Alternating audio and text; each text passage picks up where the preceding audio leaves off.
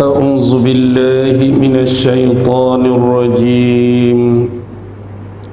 بسم الله الرحمن الرحيم. السلام عليكم ورحمة الله وبركاته. الحمد لله الحمد لله الحمد لله الحمد لله رب العالمين، وبه نستعين على أمور الدنيا والدين، والصلاة والسلام على أشرف الأنبياء والمرسلين وعلى آله وصحبه أجمعين. سبحانك لا علم لنا إلا ما علمتنا إنك أنت العليم الحكيم.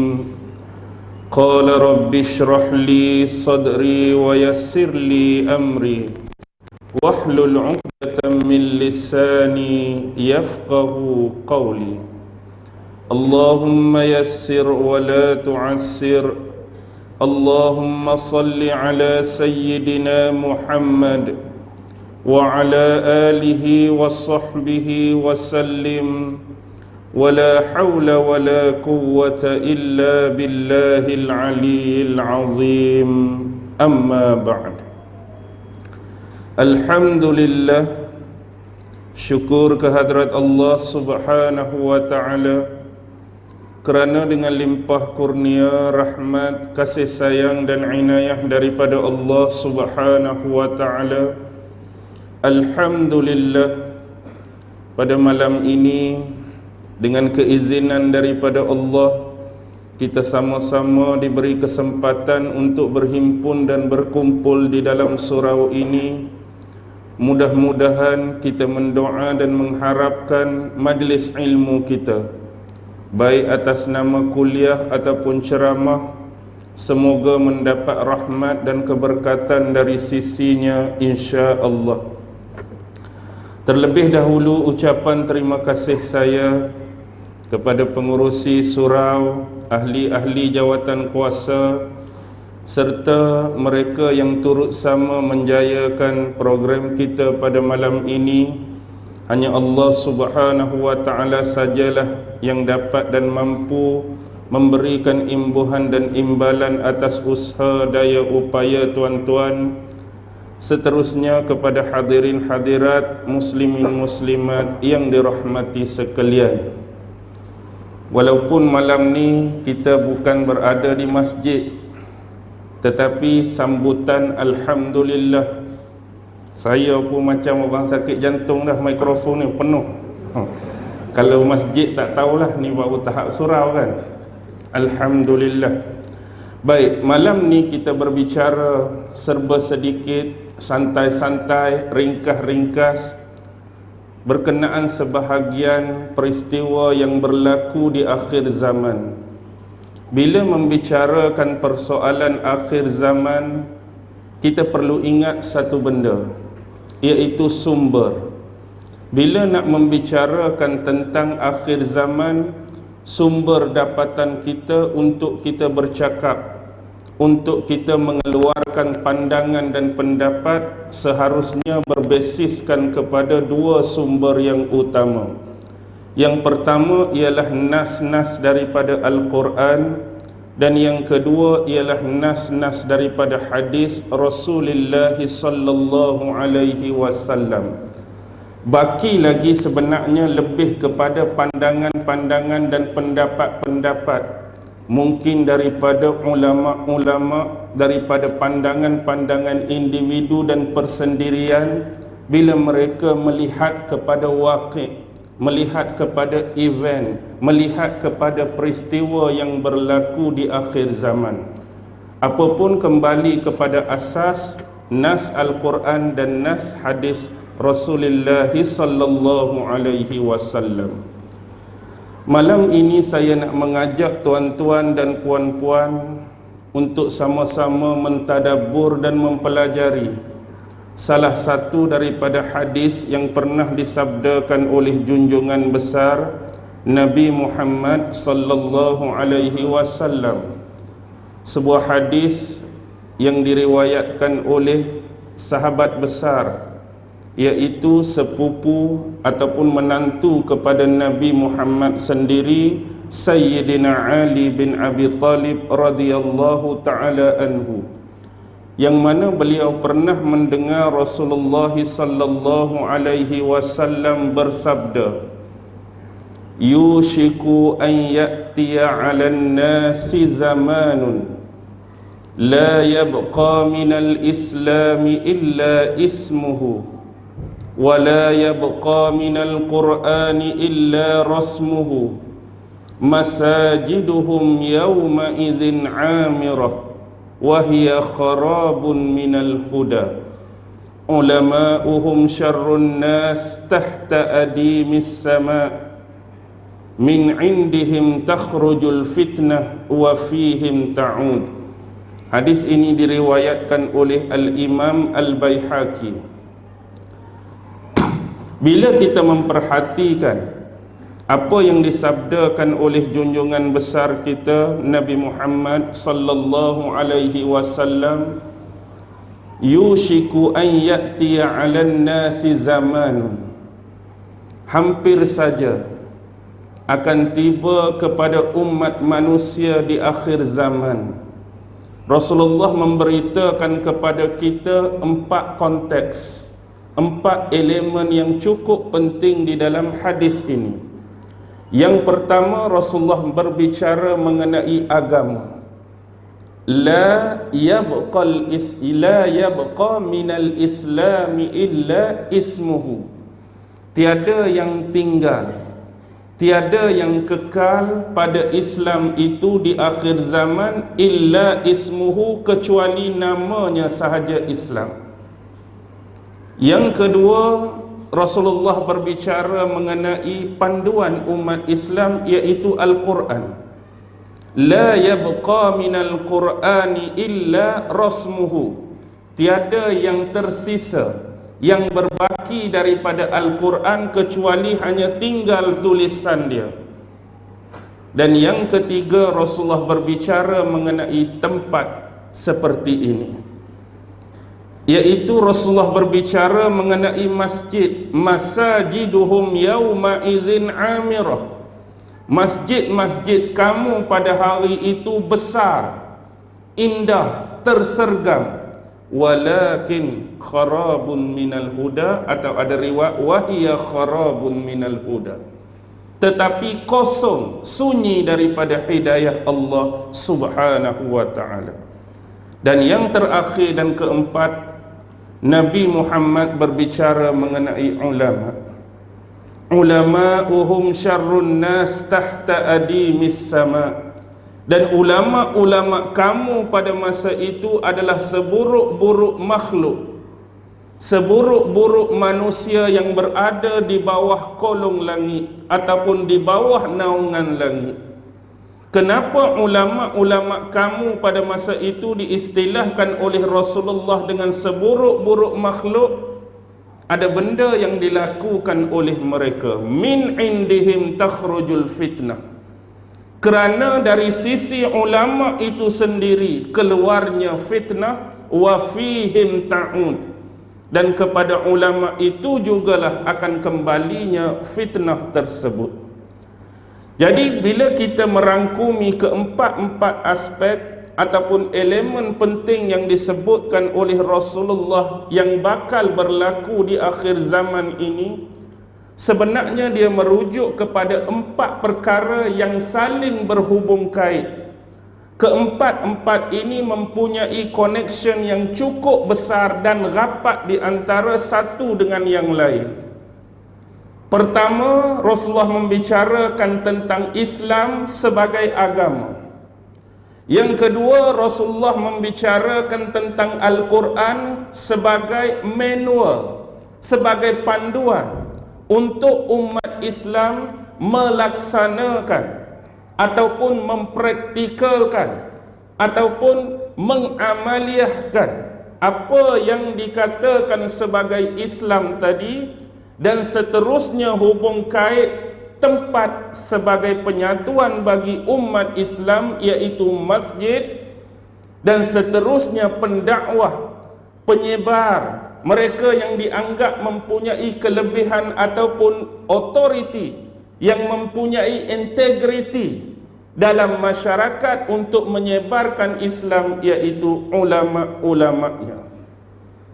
Atas dasar itulah kita harus memerhatikan hal ini dan perkara ini dengan sebaik-baiknya. Ada benar atau tidak apa yang disabdakan oleh Rasulullah sudah berlaku ataupun mungkin akan berlaku di masa depan, yang kita tidak ketahui bilakah hal yang disebutkan oleh Rasulullah ini bakal berlaku. Pertama, la yabqal minal islami illa ismuhu. Tidak tersisa dan tidak tertinggal daripada Islam ini kecuali namanya sahaja. Ini memaksudkan kepada kita bahawa rata-rata umat yang beragama Islam di akhir zaman berkemungkinan besar hanya namanya saja yang Islam. Mungkin agamanya ini tercatat atau tercatat di pengenalan masing-masing, IC masing-masing, tetapi cara kehidupan Islam yang sebenar sudah daripada kehidupannya. Cara dia berkomunikasi dengan orang lain sudah tidak menggambarkan Islamiknya dia. Cara dalam berpendidikan mungkin juga sama. Cara dia berhubungan dengan orang lain mungkin juga sama. Dan cara dia hidup bermasyarakat mungkin sudah tidak menggambarkan hakikat agama Islam itu sendiri. Sebagai contoh, saya buat perbandingan yang mudah. Tuan-tuan, bila kata kita menyebut Islam, kita memang mengharapkan Islam ini sentiasa ada, sentiasa dekat, sentiasa rapat dengan kita. Dan kalau boleh kita berkehendakkan sentiasa memohon petunjuk dan hidayah daripada Allah agar kehidupan terakhir kita yang namanya kematian juga berakhir atas agama ini, iaitu Islam. Tetapi hakikat Islam yang sebenarnya bukanlah dikatakan Islam itu kerana nama kita Muhammad. Tidak. Bukanlah Islam itu kerana nama kita Ja'far. Bukanlah Islam itu kerana nama kita Aisyah sebagai contoh. Dan bukanlah orang yang bernama Robert itu tidak Islam. Bukan orang yang bernama John itu memaknakan dia tidak Islam. Nama adalah sekadar nama, dan perletakan nama pada seseorang bukanlah gambaran sebenar bagi agama ataupun akidah yang diwakili oleh individu atau batang tubuh seseorang. Begitu juga Islam kita bukanlah kerana kita berpakaian baju Melayu, kain sarung semestinya orang tu Islam. Kita berbaju kebaya, berbaju kurung, bertudung litup, tidak semestinya Islam. Ataupun kita melihat jenis-jenis pakaian lain yang tidak memaknakan atas nama agama. Dan bukanlah kita Islam kerana lahir beribu bapa kan Islam. Kita bukan Islam kerana dilahir di perkampungan yang rata-rata peratusan besar adalah orang Islam. Tetapi kita menjadi Islam yang sebenar-benarnya bila kita telah menerima apa yang disyahadahkan oleh kita, iaitu kalimah asyhadu an la ilaha illallah wa asyhadu anna Muhammadar Rasulullah. Mungkin walaupun nama kita pada masa itu John, tetapi bila kita mengucapkan kalimah syahadah tadi, bermakna Islam telah menjadi agama kita. Islam telah menjadi pegangan kita. Walaupun mungkin kita tidak bersongkok, walaupun mungkin kita tidak berkopiah, walaupun mungkin kita tidak berjubah, tetapi lafazan asyahadah tadi telah memungkinkan kita menjadi seorang Muslim. Bila kita Muslim, kita kena ada keimanan, kita kena ada kepercayaan tuan-tuan daripada apa yang kita ucapkan, manifestasi daripada kalimah syahadah, memperakui bahawa tiada Tuhan selain daripada Allah Subhanahu wa ta'ala, dan kita juga kena memperakui bahawa Muhammad itu adalah seorang hamba Allah yang berpangkat Nabi serta berpangkat Rasul. Ini adalah keimanan, ini faith, ini kepercayaan. Tetapi dalam agama Islam, kita hanya bukan berpaksi kepada keimanan semata-mata, tetapi ada satu lagi yang perlu dihubung kaitkan, dikoneksion dengan iman, iaitu ilmu. Iman tidak akan sampai ke mana-mana tuan-tuan tanpa ilmu, dan ilmu tidak akan berasas dan bererti sama sekali sekiranya tidak disertakan dengan iman. Sebagai contoh, kalau dipersoalkan iman tanpa ilmu, kamu beriman kepada Allah? Ya, aku beriman kepada Allah. Dia tidak memaknakan apa-apa. Tetapi satu lagi yang saya harapkan kita hadam betul-betul ialah ilmu. Ilmu tentang apa yang kita imani tadi. Bila kita kata kita beriman kepada Allah, maksudnya kita kena berilmu apa-apa yang berhubungan dengan Tuhan yang kita imani, Allah itu.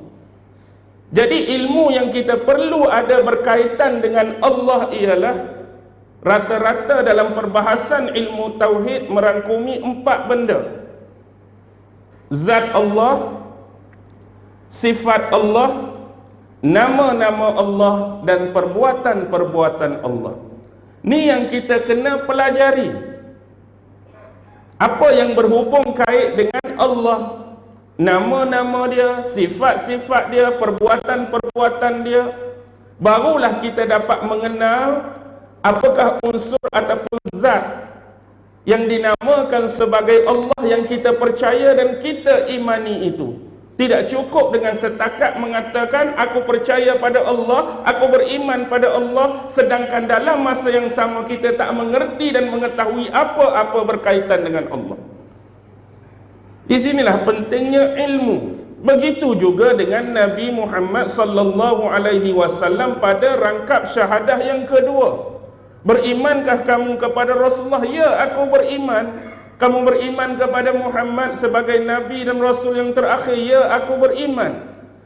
Tidak memadai dan mencukupi sehingga kita berilmu tentang Nabi Muhammad.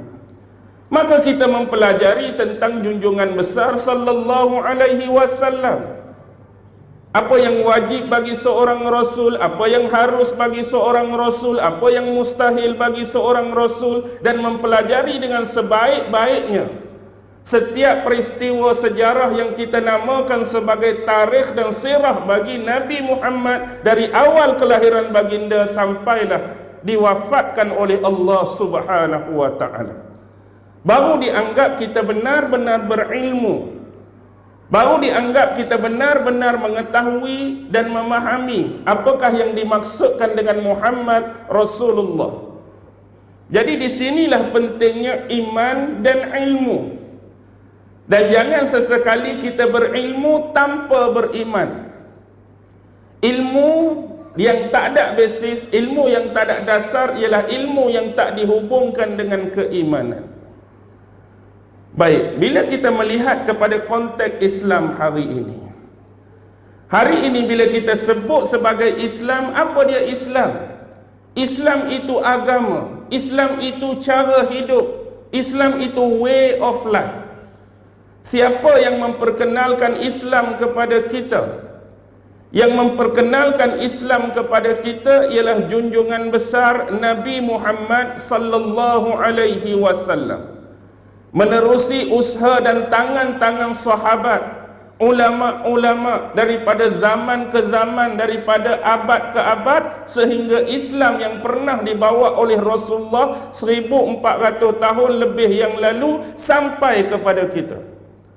Alhamdulillah, atas berkat usaha ini, dakwah itu sampai sehingga kita dapat mengecapi nikmat iman dan nikmat Islam cukup besar, tuan-tuan dan puan-puan.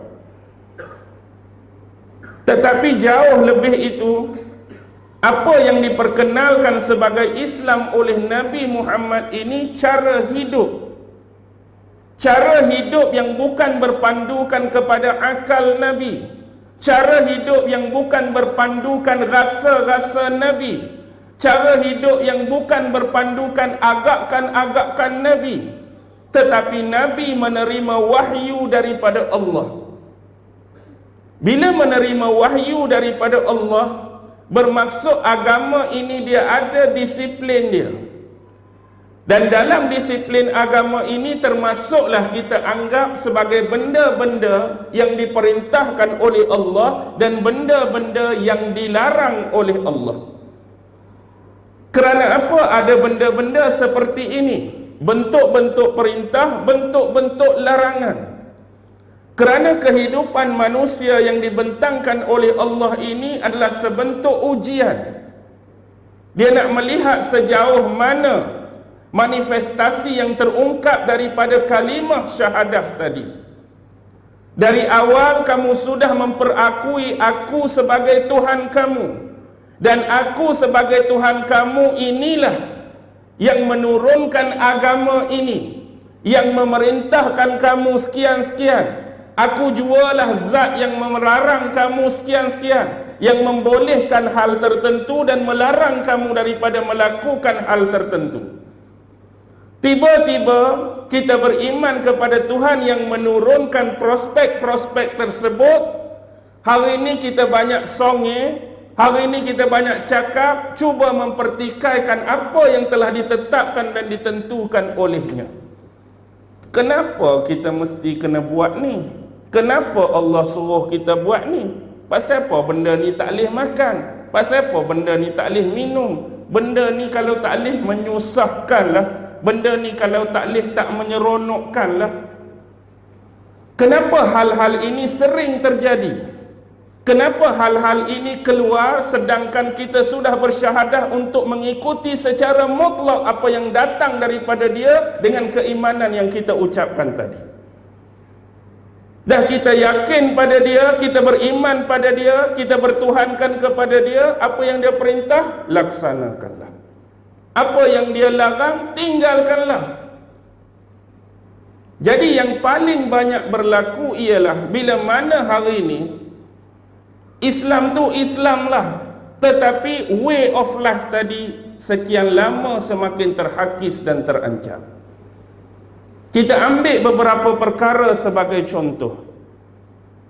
Bila kata Islam, dia ada panduan dia, guide pada yang kedua tadi.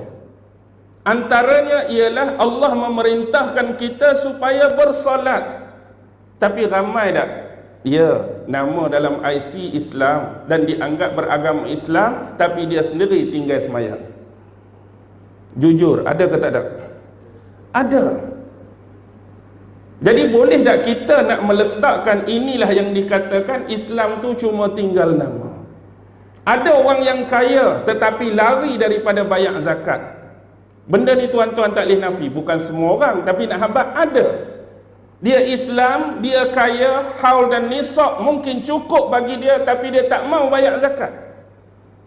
Puasa bulan Ramadan 30 hari yang diwajibkan, ada yang tinggal, ada yang tak puasa langsung walaupun dia kata dia seorang Islam. Ada. Haji langsung tak punya niat nak pergi ke Mekah, tapi Bangkok dia boleh sampai, London dia boleh sampai, Paris dia boleh sampai, UK dia boleh sampai. Tapi punya niat untuk sampai ke tanah suci langsung tak ada dalam diri dia. Ini juga berlaku kepada sebahagian.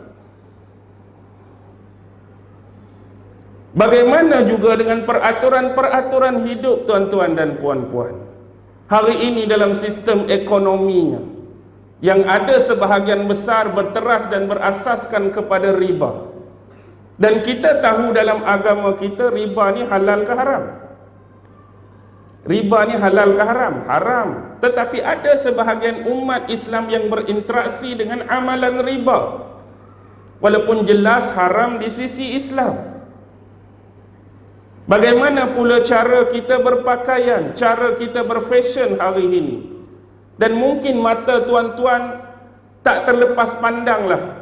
Yang kita kira lah, kita tak pernah pergi tanya orang pakai seksi ke hang ni Islam ke tak. Tapi kita anggap pada pandangan kasar tu orang Islam, Muslim, Muslimah seperti kita. Tapi bagaimana sebahagian besar berpakaian hari ini? Yang Nabi juga sebut dalam hadis-hadis, di akhir zaman ni orang akan pakai macam mana? Ketat-ketat, sendak-sendak, nipih, jarang-jarang. Berlaku tak? Berlaku tuan-tuan dan puan-puan. Kita ambil contoh pelaksanaan lain. Yang ni saya pernah keutarakan sebelum ni, dan di mana-mana, sebagai bentuk pemikiran kritis kita tuan-tuan dan puan-puan. Bila kita tengok perkara-perkara yang dianggap larangan dalam agama, agama larang benda ni, tetapi kenapa benda ni masih ada, benda ni wujud dalam masyarakat? Saya selalu cuba umpamakan kepada tuan-tuan dan puan-puan, sekiranya kita berjalan memasuki mana-mana lorong, kita akan jumpa 5 orang lelaki, 5 orang pemuda, yang semua tu melakukan aktiviti yang sama. Apa dia? Minum khamar, minum arak. Secara jujur, dalam Islam memang diharamkan minum arak. Minuman-minuman yang memabukkan, minuman-minuman yang dianggap menghilangkan akal, menafikan pemikiran rasional. Dan semua tu minum arak. Dan bila kita panggil berhadapan dengan kita sebagai contoh, rupanya di hadapan kita itu kita tidak berseorangan.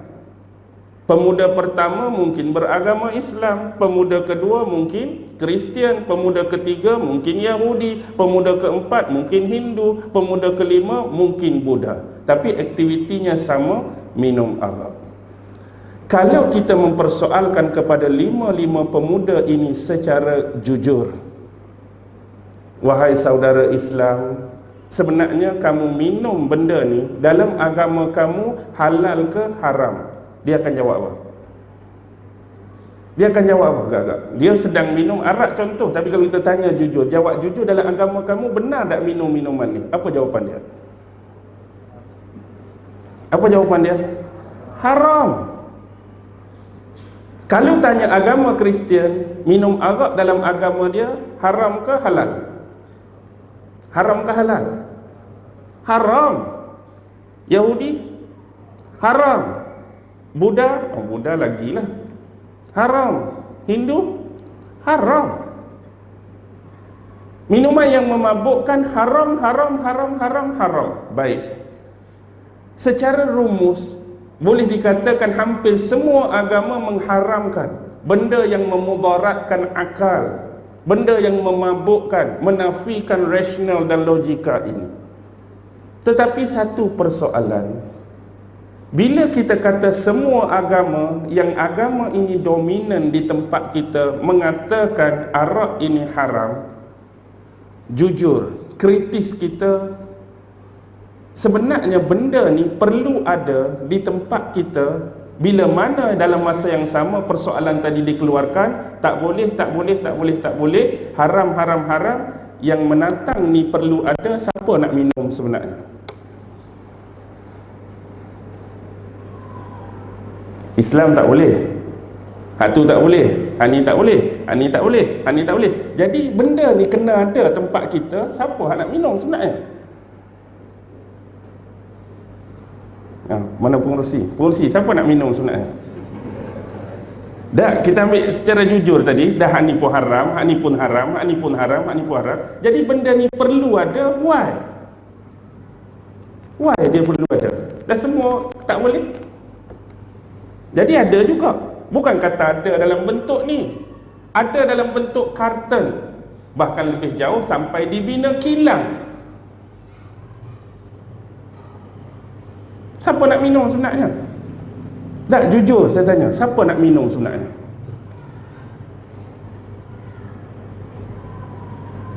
Yang akan minum siapa tuan-tuan? Yang akan minum ialah pelanggar-pelanggar bagi semua agama ini. Dia akan terobos agama dia, dia akan langgar aturan agama dia. Walaupun agama dia kata tak boleh, dia akan langgar.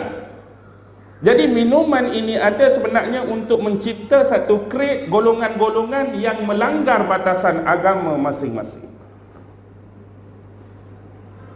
Alang-alang ada, sepatut tak perlu ada. Bila ada orang nak beli tak? Dah bila ada, jual, ada orang lah nak beli. Ada orang lah terliur. Ada orang lah nak try rasa. Ada orang yang nak teringin minum. Alang-alang ada. Kalau tak ada, senang. Siapa nak minum? Tak ada lah. Baik. Kita pergi kepada kes yang kedua. Sama. Bila kalau kita kata betul-betul semua agama, ada tak agama yang menghalalkan perjudian? Agama lain memang haram judi, tapi agama yang aku anuti memang suruh sangat-sangat berjudi. Angkat tangan, agama mana? Agama kami memang pelik, tak sama dengan orang lain. Orang lain tak boleh judi, tak boleh judi, tak boleh judi. Bahkan disarankan pengikut agama kami sentiasa berjudi. Agama mana? Saya kira tak ada. Tetapi kenapa perlu ada kedai judi tempat kita? Kenapa perlu ada mesin judi tempat kita? Kenapa perlu dibangunkan tempat-tempat perjudian segahnya, sebesarnya, semewahnya tempat kita? Dah semua kata tak boleh, siapa nak judi sebenarnya?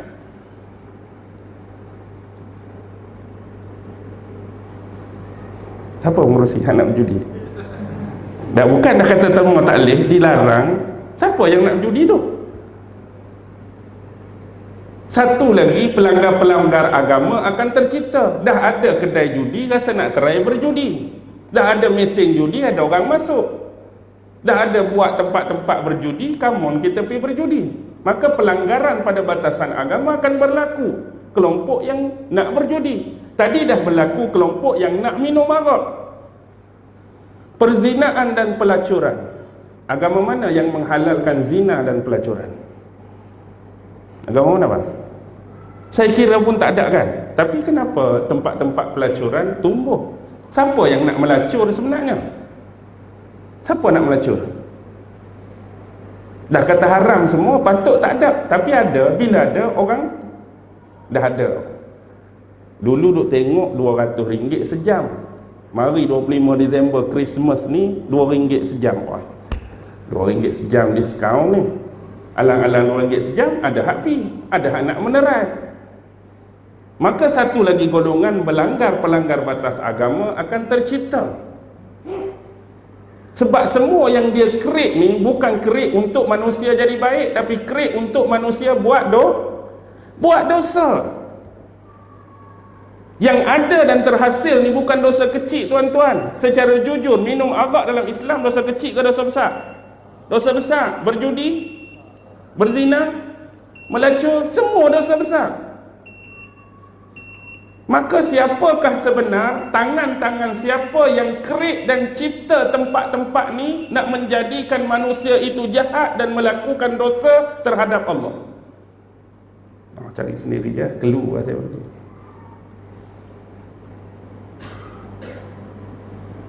Berlaku dah saya sebut ni, tuan-tuan. Berlaku ada depan tuan-tuan. Tapi siapa sebenarnya yang nakkan benda tu? Bila tak ada, maksudnya ada orang yang sengaja nak kita jadi jahat. Kita buat benda buruk, kita buat benda dosa di sisi agama kita. Dan benda ni akan dianggap biasa. Maksudnya, tak hebat tak minum arak, tak hebat tak mabuk. Sikit lagi keluar ayat lagu tu. Maksudnya tak mabuk tu tak hebat, mabuk tu baru hebat. Nak tuan-tuan nak lagu tu ke? Tak gentleman lah tak isap rokok, tak gentleman lah tak minum arak, tak gentleman lah tak langgan perempuan, tak gentleman lah tak masuk kedai judi. Kan orang-orang di akhir zaman, dia bukan tak malu, dia bukan tak malu dengan dosa yang dia buat. Bahkan Rasulullah menyebut dia akan membangga-banggakan dosa pula. Dia bukan setakat tak malu dosa yang dia buat, dia membanggakan dosa. Dia dah minum arak satu hal, minum arak tu berdosa, bahkan dia bangga, tengok aku 10 botol tak mabuk. Dah dia minum arak tu dosa dah. Lepas tu dia bangga pula tengok orang lain 2 botol berpindah kepala, rebah tengah jalan. 10 botol relax. Dia bangga pula. Kawan dia langgan wanita, 2 bulan kena AIDS, 2 bulan kena HIV. Aku 20 tahun dah duk berlacur, duk berzina, tak ada kena penyakit apa-apa. Relax.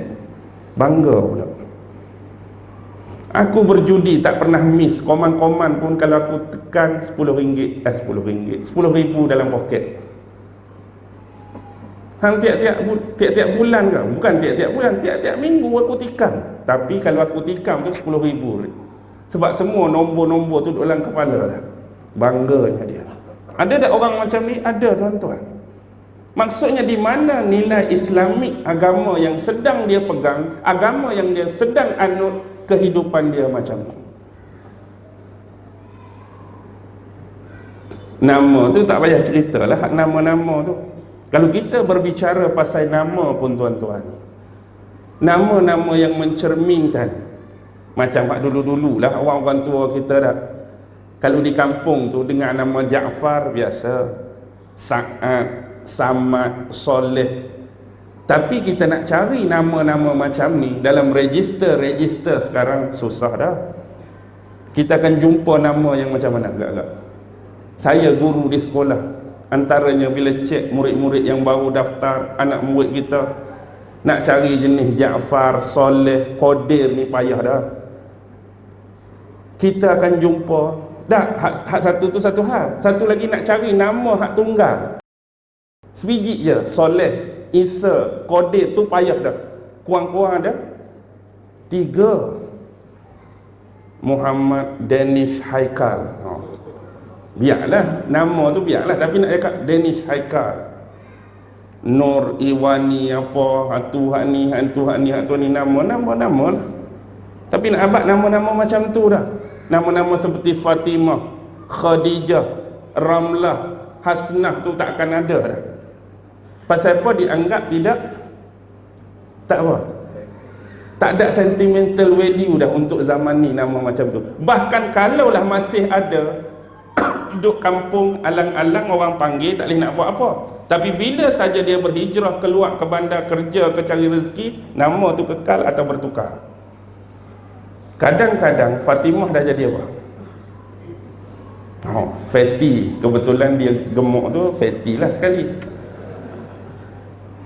Hak nama Khadijah jadi Katie-nya. Hak tu nama ni singkatan. Hak nama Zakaria, oh malu aku nama Zakaria. PKL siapa? Abang Z. Abang Z lah, Abang J lah, Abang tu lah, Abang ni lah. Cuba tuan-tuan bayangkan nama-nama tadi. Satu masa bila mereka dah berusia 80-an, 90-an, mungkin beratur nak ambil berim ke apa, contoh lah ni, agak-agak bila dibacakan nama tu terkejut tak orang jaga kaunter tu? Umur 80-90, Nur Fasha apa, muka berkeduk 18 dah, umur 80 terima berim, nama tu macam orang muda, dah tu nama dia. Yang seterusnya Nur Fasha, ingat ke budak-budak muda, wah mari makcik dah berlaku dah.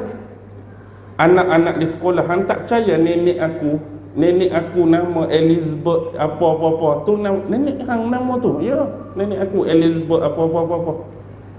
Lah ni kalau kita kata nenek kita Fatimah, biasa kan, biasa je. Tapi nama tu sekadar nama lah. Tapi nak habaq nama pun kita dah miss dah. Apatah lagi sikap-sikap dan perbuatan-perbuatan dalam masyarakat. Kita pergi ringkas-ringkas. Seterusnya yang kedua Rasulullah sebut apa tadi? Wala yabqal Quran minal Quran illa rasmuhu. Tiada yang tersisa berbaki daripada Quran kecuali tulisan. Maksudnya apa peranan dan hubungan kita sebagai umat Islam hari ini dengan Quran. Sedangkan bila kita bersyahadah mengakui Nabi Muhammad sebagai Nabi dan Rasul yang terakhir, otomatik kita kena mengakui bahawa wahyu yang namanya Al-Quran yang terkumpul itu datang menerusi Nabi Muhammad. Nabi dulu rajin baca Quran, sahabat dulu rajin baca Quran. Jadi kenapa kita hari ini berwatakkan berlainan daripada apa yang dicontoh dan ditunjukkan oleh Rasulullah dan sahabat? Bagaimana hubungan dan interaksi kita dengan Quran hari ini secara jujur? Kita hari ini kadang-kadang kita dengan Quran ikut mood dah tuan-tuan. Ikut mood. Rasa tak ada kerja, barulah kita baca Quran. Rasa kita tak busy, barulah rasa nak buka Quran. Rasa kadang-kadang setengah orang tu serabut kepala baru dia nak buka Quran. Masa dia tak serabut kepala, dia tak cari Quran pun. Masa dia bermasalah, baru dia nak baca Quran. Masa dia ada problem, baru cari Quran. Jangan demikian tuan-tuan dan puan-puan. Kerana apa? Kerana agama yang kita nak ikut, yang nama Islam tadi, panduan dia di mana? Manual dia di mana? Quran. Quran ini sumber kehidupan. Quran ini penentuan bagi apa yang ditentukan oleh Allah atas nama perintah dan larangan. Quran ini sumber petunjuk, Quran ini sumber hidayah. Quran inilah yang menceritakan segala-galanya kepada kita sebagai panduan hidup yang namanya Islam tu. Kita nak hidup dengan gaya hidup Islam, panduan dia di mana? Panduan dia Al-Quran. Siapa yang ceritakan Al-Quran? Nabi Muhammad. Nabi Muhammad jadi pencerah, Nabi Muhammad jadi pendakwah, Nabi Muhammad jadi penghurai bagi Al-Quran tu. Sebab tu di sekolah, sebab saya guru, saya senang untuk kiaskan atau metaforakan sama seperti benda ni. Contoh, setiap guru di sekolah dibekalkan dengan buku teks, betul? Buku teks tu semua sama. Kalau BM tahun 1, semua murid tahun 1 yang nak mempelajari bahasa Melayu akan pakai buku teks tu. Dan anggap buku teks tu sama seperti Al-Quran.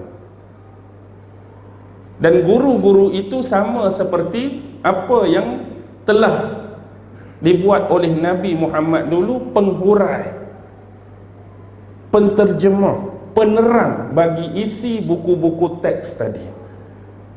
Kalau kita nak ambil buku teks, baca terus tanpa panduan daripada guru, boleh baca sebab kita reti baca. Okey, buka bab yang pertama, topik yang pertama, cerita tentang alam sekitar. Alam sekitar ialah ini. Kita boleh baca, mungkin kita faham, tetapi setakat apa yang kita baca dan ilmu yang kita ada, tu je tentang topik atau tajuk yang kita baca. Tetapi bila kita masuk dalam kelas esok, kita dah baca tajuk ni, ikut pemahaman kita lah. Tapi guru cerita tu lagi luas dia punya jangkauan. Guru ajak lagi banyak ilmu yang keluar dan terbit daripada tajuk yang kita baca semalam. Sedarlah kita bahawa kemampuan kita menanggapi sesuatu bersendirian itu teramat terhad dan sedikit. Tetapi melalui para guru inilah kita memahami dengan lebih luas. Dengan kata lain, lain guru, lain ilmu yang kita boleh dapat. Sebab itulah disarankan oleh ulama-ulama dulu, carilah seberapa banyak guru supaya kita dapat mengambil kepelbagaian mutiara-mutiara ilmu daripada mereka. Jangan memadai terhad dengan hanya seorang dua guru. Sebab ilmu yang disampaikan tu tak sama. Benda tu sama, huraian dia tak sama, kupasan dia tak sama. Jadi bila kita banyak guru, banyak ilmu, banyak sudut, banyak sumber, banyak pandangan yang kita boleh ambil. Boleh faham tak kiasan tu? Senang kan? Maksudnya guru akan bantu. Begitu juga Quran. Kita hari ni kalau nak memandai, boleh kita reti baca Quran pun. Bismillahirrahmanirrahim, Alhamdulillah sampai habis. Tetapi dia punya penghuraian tentang Fatihah macam mana, penafsiran tentang Fatihah macam mana, kupasan sebenar surah Al-Fatihah macam mana, kenapa surah Al-Fatihah turun pada Nabi, bila turun pada Nabi. Hak tu kena belajar lah. Setakat baca, semua orang boleh baca. Tetapi kalau kita tak mau belajar, maka tafsiran yang keluar daripada kita akan tersasar. Bila guna akal ni berkemungkinan ada hak kita cakap tu betul, berkemungkinan salah. Sebab kita tak mengikut disiplin ilmu yang tepat, disiplin ilmu yang benar. Baik, bila berhadapan dengan Al-Quran sebenarnya tuan-tuan, kita hari ni, jujur saya sebutlah, nak sebab-sebab, nak rasa bersalah, alhamdulillah dalam keadaan kita tak rajin pun baca Quran. Saya pun sebut depan tuan-tuan ni, nak kata kita ni rajin baca Quran, memang ikut mood juga, ikut keadaan baca Quran. Tapi alhamdulillah, bila Allah letakkan tugas kita sebagai guru pendidikan Islam, automatik harian kita bersama murid baca Quran. Saya rasa ni satu anugerah, saya rasa ni satu nikmat yang Allah bagi. Contoh, mungkin kalau aku tak jadi guru ni, aku rasa tak baca Quran. Quran pun macam orang lain, baca ikut mood, baca kerana nak tahu sesuatu. Tapi bila Allah letak jadi guru pendidikan Islam, dia identik dengan Quran. Hari-hari berada di surau bersama murid-murid, baca Quran, talaki Quran. Nak agak kita sendiri memang tak tahu rasa kalau tak jadi ni baca atau tak baca. Alhamdulillah Allah memudahkan. Di samping kita baca, bukan sekadar baca, kita tengok tafsir, kita tengok huraian, kita terangkan pada murid.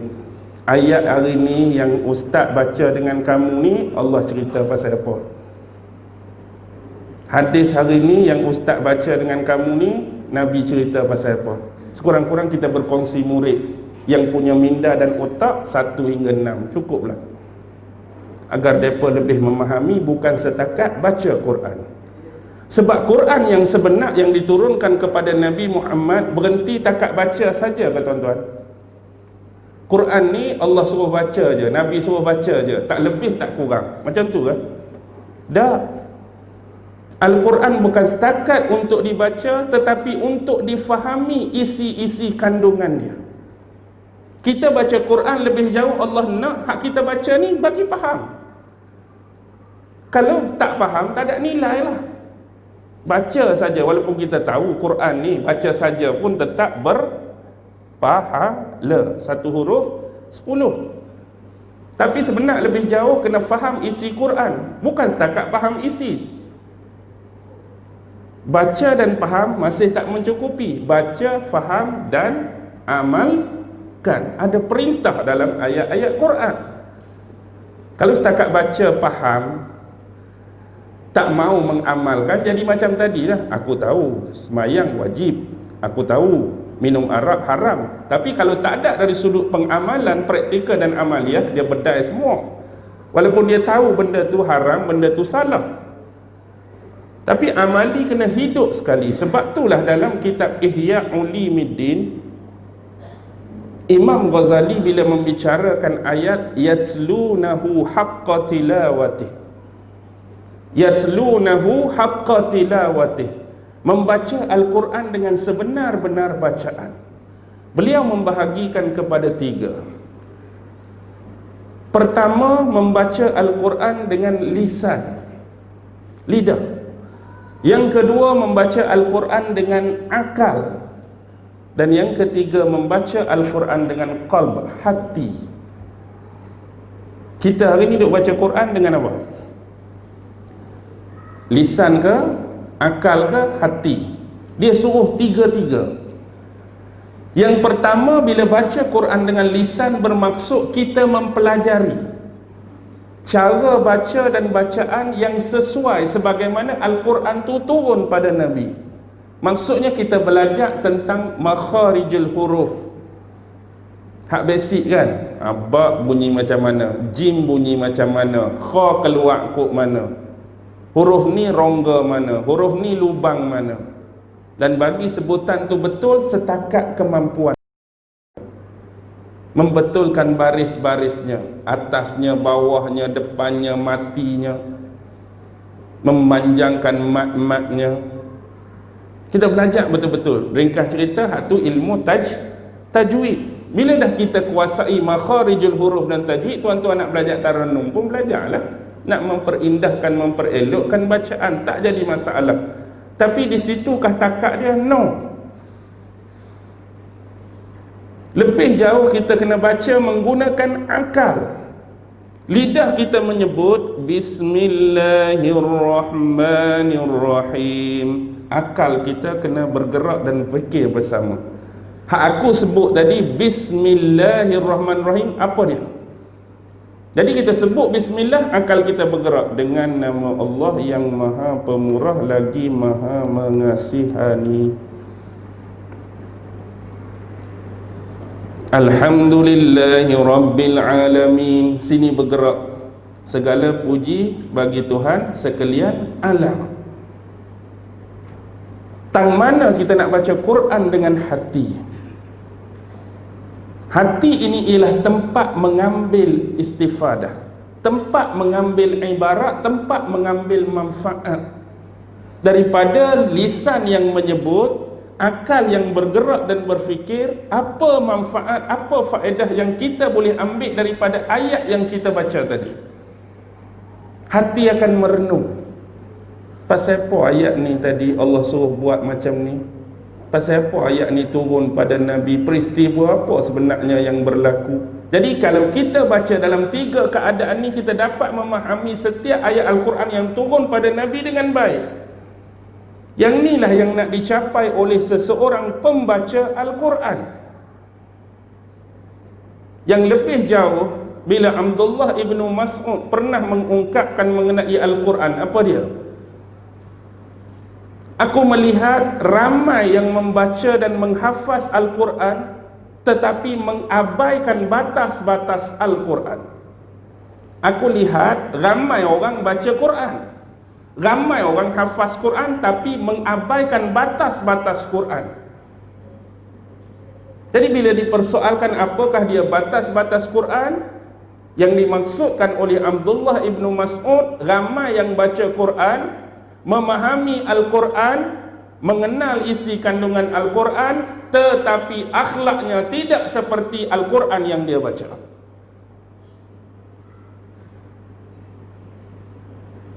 Bacaan Al-Quran dia pada satu sisi lain, akhlak dia berkehidupan satu sisi lain. Ini membuktikan kepada kita bahawa yang dimaksudkan hak kita baca tu tak meresap pada adab, akhlak dan etika seorang pembaca Al-Quran. Bila kita keluar berkomunikasi, bermuamalah dengan masyarakat dan orang lain, tak sama seperti isi-isi Quran yang kita baca. Berlaku tak tuan-tuan? Berlaku.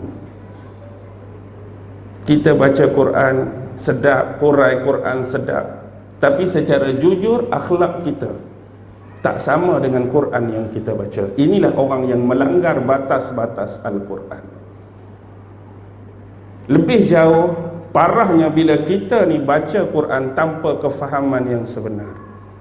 Dia jadilah generasi burung kakak tua, letru. Ingat lagi lagu ni, sekolah tadika. Burung kakak tua hinggap di jendela tu kan? Betul? Baik. Bagaimana generasi burung kakak tua terhasil? Tuan-tuan tengok burung kakak tua, bila kita ajar sebutan-sebutan, dia boleh ikut tak? Okey, contohlah batu. Dia pun batu makan, tapi dia faham tak dia cakap tu? Pernah tak bila dia sebut makan, kita tanya dia, cuba definasikan dan takrifkan makan sikit, aku nak dengar. Dia akan jawab juga, kurang-kurang pun dia jawab apa? Dia ikut balik lah. Cuba definasikan dan takrifkan makan juga. Dia tak boleh, dia tak faham pun. Selalu saya cerita pasal orang hak beli burung tu kan. Dia orang kaya tapi hidup kesunyian. Kemudian dia ni minat burung. Satu hari dia pergilah kedai burung. Bukan Abdul Wahab jual burung. Abdul apa yang jual burung? Abdul Wahab kan? Bukan kedai burung Abdul Wahab lah, Abdul lain. Jadi bila pi dia cadangkan, suggest bagi apa istimewa burung-burung ni dia akan beli.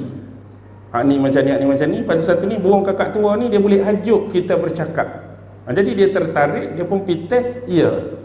Jadi dia beli, bawa balik, dia sangkut dekat halaman rumah dia. Dia pun ajar, selamat datang. Burung pun selamat datang, selamat datang, selamat datang. Okey. Dia rasa bangga hak dia ajak perkataan selamat datang tu berjaya diikut oleh burung. Last sekali apa berlaku? Panggil adik-beradik nak tunjuklah burung dia ni boleh cakap. Panggil adik-beradik buat makan. Sampai saja adik-beradik depan rumah, buka pintu kereta, keluar saja, burung dia pun selamat datang, selamat datang. Burung aku beli, bagus cakap. Dia bukan berhenti pada tu. Kadang-kadang makcik melah nak pergi pasar, lalu tepi rumah dia pun burung tu cakap apa? Makcik melah bukan nak mari rumah dia pun, nak pergi pasar, lalu kat depan tu, selamat datang, selamat datang. Pakcik Din duk jogging pagi-pagi pun selamat datang, selamat datang. Postman mari pun selamat datang. Tibalah sesuatu yang tidak diingini. Belah malam pencuri dan perompak masuk. Agak-agak burung tu apa-apa. Burung tu kata help ke selamat datang. Ungkapan yang sama. Mari pencuri pun selamat datang, mari perompak pun selamat datang. Perompak pun dialu-alukan, masuklah. Rompak habis, jam lah kawan ni. Nak abadnya tu lah, dia tak faham. Dia tak tahu siapa yang datang. Yang dia tahu selamat datang hatta kepada sesiapa pun. Last sekali sembelihlah burung ni, tak ada guna. Patut help ataupun tuan-tuan, ada orang mari nak rompak rumah kita.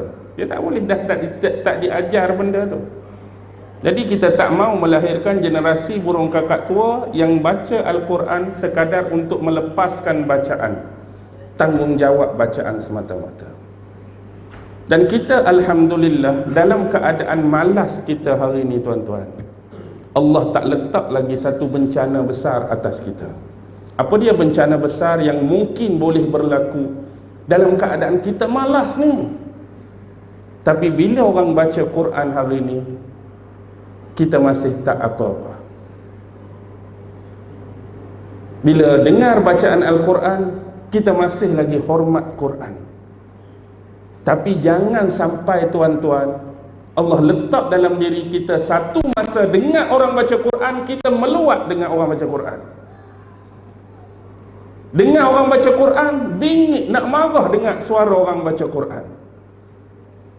Dengar orang baca Quran, bencinya kita kepada suara orang baca Quran. Jangan sampai Allah letak kita tahap tu. Oh, serabutnya bacaan Quran ni. Hei, tak boleh nak dengar, panas rimahnya baca Quran ni. Jangan benda-benda tu sampai terjadi pada kita. Alhamdulillah hari ni malah kita pun kita masih hormat, sayang pada Quran.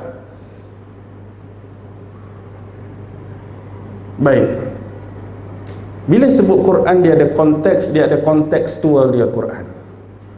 Quran ada konteks, ada kontekstual. Maksudnya benda dalam Quran tu tuan-tuan, ada benda yang jelas dan ada benda yang kita perlu cari di luar. Contoh, konteks Quran sebut, apa kontekstual dia? Contoh, Allah berbicara mengenai gunung, Allah berbicara mengenai bukit, Allah berbicara mengenai matahari. Sampai bila kita nak kenal gunung, bukit dan matahari selama mana kita masih lagi bersila depan Quran? Ketemu atau jumpa atau tidak matahari yang Allah cerita dalam Quran, selagi mana duk bersila depan Quran. Kita duk bersila depan Quran baca Bismillahirrahmanirrahim, wasyamsi waduhaha, matahari dan waktu duha, bukit, bintang.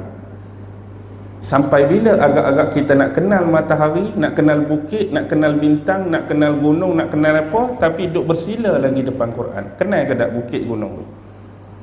Tak akan kenal tuan-tuan. Konteks dia, tutup Quran, bangun daripada bersila, keluar rumah, cari apa yang Allah sebut dalam Quran tadi. Allah sebut tadi apa? Matahari kena keluar rumah. Oh, ni matahari yang Quran sebut. Baru kita bertemu apa yang Allah sebut. Selagi duduk depan Quran, matahari ya. Apa benda matahari ni? Selesai ke tak masalah? Tak selesai. Gunung ni lagu mana? Tak akan selesai.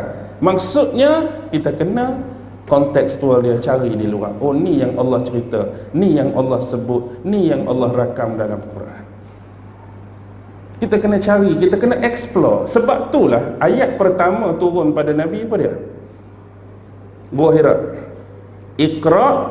Iqra bismi rabbikal ladzi khalaq. Bacalah. Suruh baca saja ke?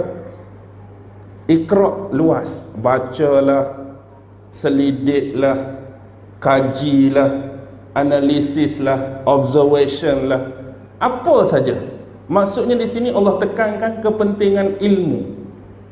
Kita kena jadi manusia yang berilmu, manusia yang bermaklumat, manusia yang ada pengetahuan. Allah tak mau manusia jadi jahil, Allah tak mau manusia jadi bodoh. Lebih-lebih lagi ilmu dan maklumat yang ada kaitan dengan apa? Bismi rabbikal ladzi khalaq. Bacalah dengan nama Tuhanmu yang menjadikan kamu. Jadi bila kita manusia, kita kena kenal who is the truly creator. Siapa pencipta sebenar? Allah Subhanahu wa taala nak perkenalkan dia pada kita. Secara hukum atas manusia adalah 5 benda tu kan. Wajib, sunat, harus, makruh. Tu atas manusia. Atas Tuhan berlaku tak hukum 5 ni? Tak berlaku, tapi sebab nak bagi orang mudah faham, kita guna ayat. Contoh selalu orang tua atau tok guru, apa hukum Allah buat kita? Sebenarnya tak ada hukum, tapi nak bagi faham. Apa hukum Allah buat kita? Wajib ke Allah buat kita? Wajib ke Allah buat kita? Kalau tak buat, tak boleh. Tak ada masalah pun kalau dia tak mau buat. Dia nak buat pun tak apa, tak mau buat pun tak apa. Tetapi kenapa Allah perlu buat kita? Allah perlu buat makhluk kerana nak membuktikan ketuhanan dia. Kepada siapa dia nak membuktikan dia ni kreator, dia ni Tuhan, dia ni pencipta, makhluk tak buat. Dia nak tunjuk kat siapa? Saya bagi mudah macam ni lah. Saya masuk dalam surau, duduk sini, pasang mic apa semua, orang tak ada pun, saya seorang-seorang je. Assalamualaikum hadirin hadirat semua. Kalau orang lalu tengok saya duduk lagu ni, orang kata apa dia? Orang kata syok sendiri, gila kot dia tu. Saya nak perkenalkan, saya pengurusi baru surau ni. Tak ada ni cerita saja. Kalau kita nak perkenalkan kita pengurusi baru, perlu ada duduk depan tu siapa?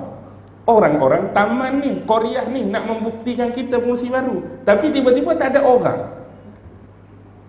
Jadi siapa yang nak percaya? Siapa yang nak dengar? Allah contoh, jangan jadi silap faham pula. Kata akulah Tuhan kamu. Makhluk tak buat. Dia nak claim kat siapa?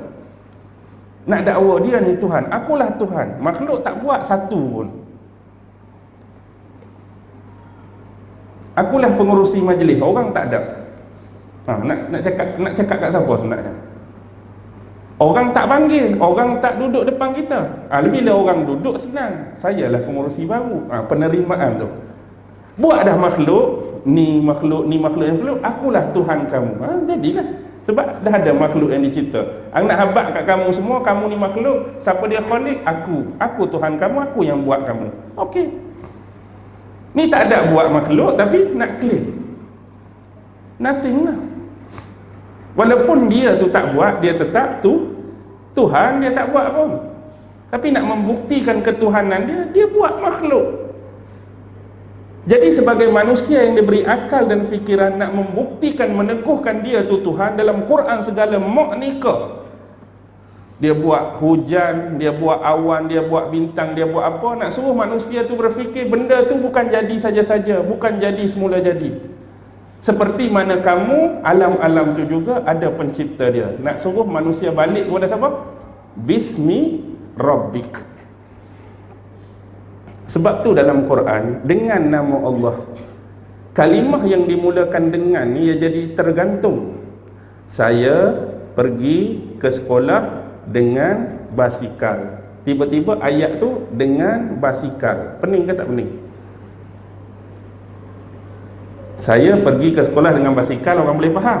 Buang kat depan tu dengan basikal. Allah, apa benda ni dengan basikal? Dengan nama Allah.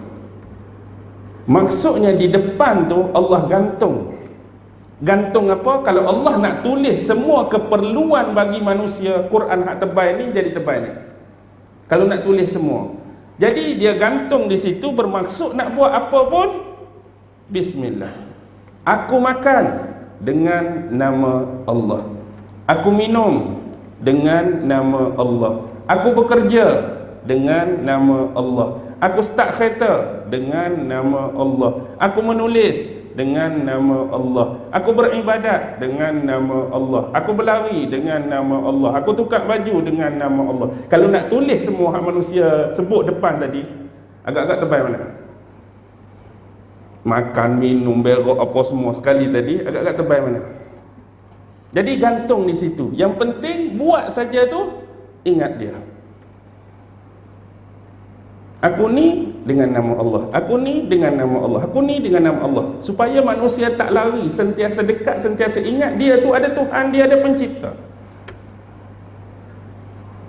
Yang jadi masalah bila wujudnya ideologi dan kefahaman yang nak jauh dan pisahkan kita dengan pencipta. Itu masalahnya. Maka datanglah ideologi-ideologi yang berbau bumi ini terjadi dengan sendirinya, tak ada pencipta. Manusia berasal daripada apa? Darwin punya teori daripada beruk monyet. Dia nak mengaku-ngakulah, saya taubat lahum, saya tak mengaku keturunan saya monyet. Banyak jadi benda-benda macam ni. Wujud ke tak wujud? Wujud benda macam ni. Kenapa ada usaha-usaha nak memisahkan kita dengan pencipta, nak menjauhkan kita dengan Tuhan, nak menjauhkan kita dengan Allah. Nak cakap dunia ni tak ada kiamat, dunia ni akan berlangsung berbilion-bilion tahun lagi tanpa adanya kemusnahan. Dia boleh buat kenyataan-kenyataan lagu tu. Macamlah dia tu nak hidup 10 bilion, 20 bilion, esok lusa dah nak mati semuanya.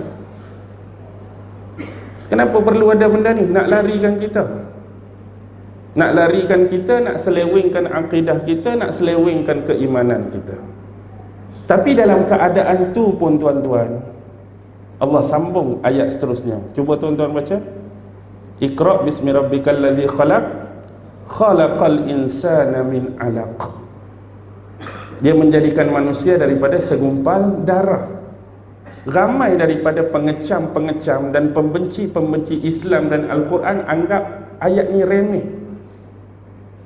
Nak habat manusia ni dijadikan daripada segumpal darah. Apa pointed pada ayat ni? Kalau kita nak bicara saintifik, kita bukan orang sains, tapi tuan-tuan tahulah pembentukan zygote dalam rahim seorang ibu macam mana punya rumit. Kalau kita baca buku-buku besar seperti The Human Developing, dalam tu ada profesor-profesor besar, Dr. Keith Moore, sebut memang segumpal darah tu sebab waktu tu proses darah-darah mula terbentuk. Ni kita panggil apa dalam tu? Pembuluh darah tu. Pembuluh darah mulai terbentuk di pam darah tadi, masuk dalam tu sehingga dia jadi macam segumpal darah. Di sini kalau kita perhati betul-betul apa ulasan Dr. Keith Moore tu, dia kata kalaulah manusia diberi peluang untuk melihat kembali saat dia diciptakan oleh Allah dalam rahim ibu dia, memang amat-amat menakjubkan. Contoh kita ni sekarang dah lalui masa tu, fasa tu, dan kita sekarang dah macam ni. Kalaulah boleh Tuhan tu tunjukkan sekali lagi kat kita awal-awal kita dijadikan dalam rahim mak tu, dengan uniknya, dengan sukarnya, dengan payahnya sistem-sistem tu, maka kita tak dapat tidak terpaksa tunduk sujud kepada kebesaran penciptaan. Ayat ni sebenar bukan sekadar nak cerita manusia tu dari segumpal darah, tapi nak menundukkan ego manusia dia supaya jangan lawan Tuhan. Kalau kamu boleh tengok, kalau kamu boleh lihat bagaimana aku ciptakan kamu tu, tak ada tempat lain dah kamu nak pergi kecuali mengharapkan pada aku. Jadi inilah yang kita nak, baca Quran dengan akal, baca Quran dengan hati. Itu dapatan dia. Bukan sekadar dijadikan manusia dari segumpal darah berhenti. Apa pemaknaan segumpal darah? Allah nak tundukkan ego manusia. Allah nak tunjukkan kebesaran dia. Kamu tu dijadikan, ada pencipta. Jadi bila kamu ada pencipta, jangan buat lolak-lolak. Jangan buat ikut suka kamu, ikut rasa kamu, ikut peraturan yang aku tetapkan pada kamu. Itu Quran. Okey, pukul 9 dah. Nak lagi ke berhenti? Boleh habis sikit lagi. 2 lagi benda kita tak sebut, kita pergi terus. Masajiduhum yauma idzin amirah. Masjid-masjid kamu pada masa tu indah, besar, tersergam. Wahiya kharabun minal huda, tapi kosong daripada hidayah. Betul tak Nabi sebut ni? Masjid besar, indah, tersergam, kosong hidayah. Saya duduk Selangor ni ustaz, tiap-tiap malam masjid mana-mana pun ada kuliah. Macam mana kosong daripada hidayah? Tazkirah tak berhenti, kuliah subuhnya, duhanya, asarnya, maghribnya, makmumnya banyak, jemaahnya banyak. Baik, dia samalah macam ni.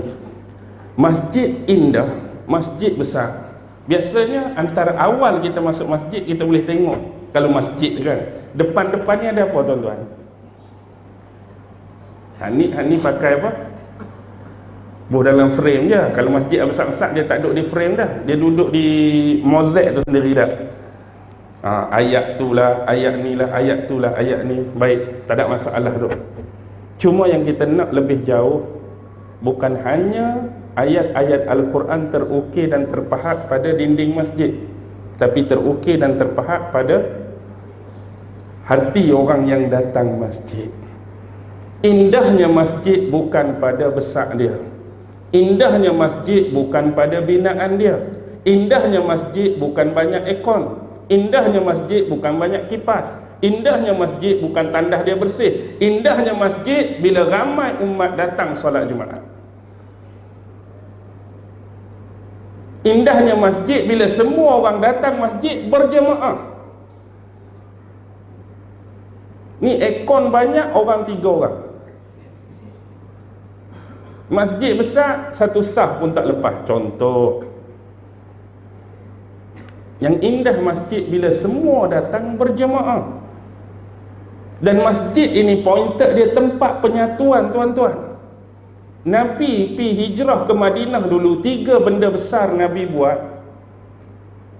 3 benda besar Nabi buat. Pertama, mempersaudarakan Muhajirin Ansar. Yang kedua, bina masjid.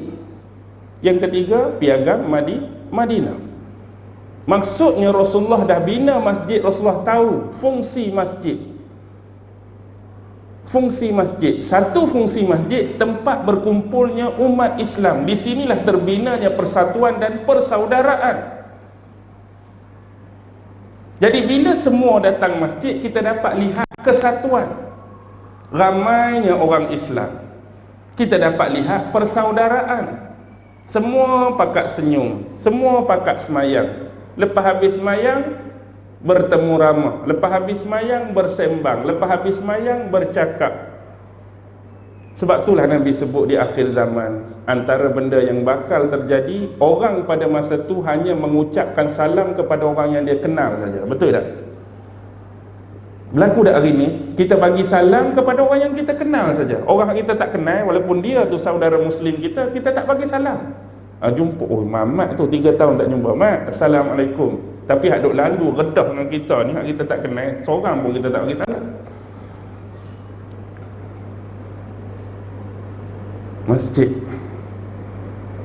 Dan masjid satu-satunya tempat kita menilai diri. Masjid ni lah tak ada di sisi Tuhan tak ada perbezaan. Bila tuan saja langkah masuk dalam masjid ni tuan-tuan, tuan-tuan berhak untuk mana-mana tempat, mana-mana saf. Apapun posisi kita, apapun jawatan kita, apapun grade kita.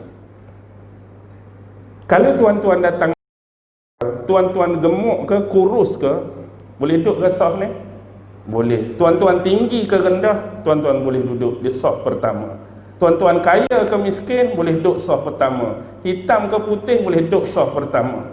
Kaya ke miskin, boleh duduk saf pertama. Gaji tak ada tangga ke, gaji tangga berbelah-belah pun boleh duduk saf pertama. Tak ada orang boleh halang.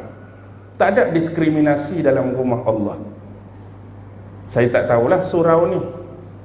Kemungkinan saya masuk, Allah Akbar, stop. Grade gaji berapa? DG 41. Minta maaf, DG 41, SOF 14. SOF 14. Atau kat depan tu Tan Sri, Datuk Sri, Datuk, Datin sampai 5 tu memang kelas tu lah. Oh lagu tu, kita pun pi lah. Walaupun tak ada orang 14 baris tu, Allahu Akbar, sebab DG 41 punya pasal. Adakah macam tu? Dah sini juga tuan-tuan. Tak ada orang boleh tolak. Bahkan sekali satu saf tu mungkin macam-macam spesies tadi. Di satu saf tu hak gemuk pun duduk di situ, hak kurus pun di situ. Lepas tu yang ketiga tinggi, yang keempat rendah, yang kelima putih, yang keenam hitam, yang ketujuh kaya, yang kelapan miskin. Hak tu kulit gebu, hak tu sebelah tu jerawat batu, hak sebelah ni tona tak sekata, hak ni berwajah kusam, contoh. Semua tak ada orang boleh halang. Inilah keadilan Allah Subhanahu wa taala. Walaupun dia berpangkat, dia mari lambat, dia kena duduk belakang. Duduk belakang lah. Orang lain mendahului saf. Tak boleh kata sebab aku datuk belah, tak nak mari duduk depan. Beradablah di rumah Allah. Allah tak tanya kita esok datuk ke tak datuk. Dia tanya, aku perintah tu kamu buat tak? Aku suruh tinggal tu kamu tinggal ke tak? Okey. Satu lagi tentang masjid. Ritual vs aktual. Yang selalu kita mari masjid, kita buat ritual ke aktual? Ritual ke aktual? Banyak kita buat ritual. Kita mari, ya, nak solat berjemaah, alhamdulillah. Kita masuk tahiyatul masjid, kita masuk solat sunat, kita masuk qabliyah ba'diyah, kita masuk solat taubat, kita masuk solat hajat, alhamdulillah, ritual. Ada setengah orang meritualkan masjid dengan baca Quran. Penat dah solat sunat, pergi duduk satu sudut, ambil Quran baca, ritual. Ada orang tak mau baca Quran, ambil tasbih, subhanallah, subhanallah, subhanallah, ritual. Ada orang ambil buku agama, kebetulan Sahih Bukhari ada, baca. Kebetulan Sahih Muslim ada, baca. Kebetulan kitab fiqh Imam Syafi'i ada, baca. Ritual. Tapi berapa ramai yang pandang pada aktual?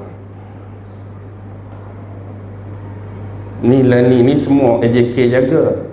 Cuba kita andaikan masjid kita dulu-dulu. Masjid kita dulu-dulu yang jenis tak ber-AJK tu dah, yang tak ber-AJK. Mari ritual. Kadang-kadang bila aktual berlaku, kita dah baca Quran hampir 2 juzuk habis, tapi kadang-kadang taik cicak dan taik lipah atas kapet, tak ada siapa ambil tahu. 2 juzuk dah Quran habis, taik cicak, taik lipah, taik tu, taik ni, tak ada siapa ambil tahu. Zikir berapa dah bang? 2 jam dah, berapa puluh ribu?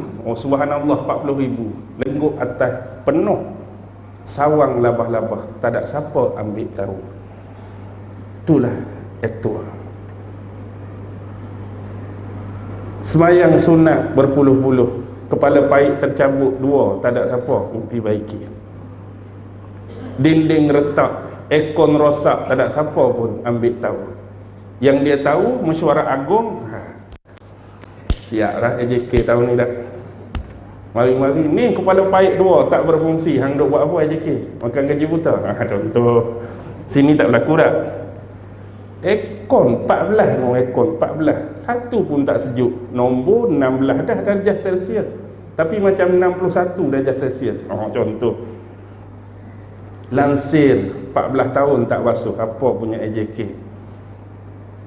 pintu terkopak, cermin tingkat pecah. Kita nak cari macam tu. Satu pertanyaan, masjid ni AJK punya ke semua punya? Masjid ni AJK punya ke semua punya? Kalau masjid AJK tak apalah kita nak habaq macam tu. Semua kita punya. Maksudnya tanggungjawab kita semua. Cuma kita amanahkan dia lantik sebagai AJK untuk menguruskan. Dia nak ambil AJK tu pun mujur. Kalau kita hak komen tu tak komen. Kalau macam tu hang lah jadi AJK. Komen orang tu sedap tak bila orang nak lantik dia. Ni banyak berlaku syarat PAVG sekolah kan. Sekolah macam ni pagak pecah ni. Orang nak kenal dia, saya cadangkan tuan hak tadi jadi AJK. Saya ada kerja banyak, saya tak boleh bagi komitmen. Kalau orang nak bagi kat dia, tahulah. Orang nak tolong jaga, usahakan sama-sama lah. Tak jadi masalah pun. Janganlah ada sikap macam tu, kecam, mengecam, cari-cari aib, kesalah orang. Sama-sama kita baiki masjid kita. Biar masjid kita betul-betul jadi memperolehi sumber petunjuk, sumber hidayah. Bukan setakat berlumba-lumba bersih tandas, berlumba-lumba masjid terbersih. Itu bagus. Tapi itu bukan tujuan dia. Tujuan dia seberapa ramai manusia mampu berjemaah di sini. Dan yang terakhir, ini pesanan untuk diri saya sendiri. Ulama'uhum syarrun nas tahta adimis sama. Pada masa tu kamu akan menyaksikan ulama-ulama kamu. Kita pun buat ayat, nasib baik aku bukannya ulama pun. Maksudnya ulama je lah, kita dah. Ulama seburuk-buruk manusia di bawah naungan ataupun kolong langit. Kerana apa? Min indihim takhrujul fitnah wa fihim ta'ud. Dan fitnah itu kembali pada dia. Kenapa? Kadang-kadang ada yang berlaku yang ulama-ulama istilahkan sebagai ulama usuk, ulama jahat. Kita tak maulah tuding kepada siapa-siapa. Yang penting bila kita melihat ada sebahagian besar yang berlaku, ulama-ulama ni dia tak mampu bertindak dan berinteraksi dengan betul dalam masyarakat. Kadang-kadang berlaku apa? Nak jaga periuk nasi, nak jaga kedudukan, nak jaga jawatan, maka dia berdiam diri daripada benda-benda mungkar yang berlaku dalam masyarakat. Dan yang paling sadis terlebih jauh ialah menyokong. Contohlah kita kata benda tu tak boleh, tapi dia menghalalkan dalam masyarakat. Benda tu boleh tapi dia melarang dalam masyarakat, tu lagi sedih. Kerana bila perubahan hukum yang ditetapkan oleh Allah berlaku, sebenarnya apa yang kita buat? Contohlah Allah kata benda ni haram, tapi bila kita membolehkan benda tu, apa sebenarnya yang telah berlaku? Seolah-olah dengan fatwa kita, dengan pandangan kita, dengan pendapat kita yang tidak sebenar, kita telah meletakkan kedudukan kita sama seperti siapa? Tuhan hak sebenar kata benda ni tak boleh, sedangkan pandangan, pendapat dan fatwa kita kata boleh. Kalimah yang keluar tadi seolah-olah menyaingi siapa tuan-tuan? Menyaingi siapa? Siapa yang kata tak boleh tadi? Tiba-tiba kita nak kata benda tu boleh. Tuan-tuan, ini syirik kecil tuan-tuan. Nampak dia menyalahi hukum Tuhan. Kita mungkin boleh kata setakat tu. Tuhan kata tak boleh, dia kata boleh. Dia menyalahi hukum Tuhan. Lebih jauh secara halus apa yang kita nampak, hak ni yang nak, ni yang sebenar. Tiba-tiba kita pi bukan kata yang sebenar. Kita menyaingi siapa sebenarnya pandangan kita tu? Bukan menyaingi orang tu. Menyaingi siapa? Menyaingi Tuhan, menyaingi Allah.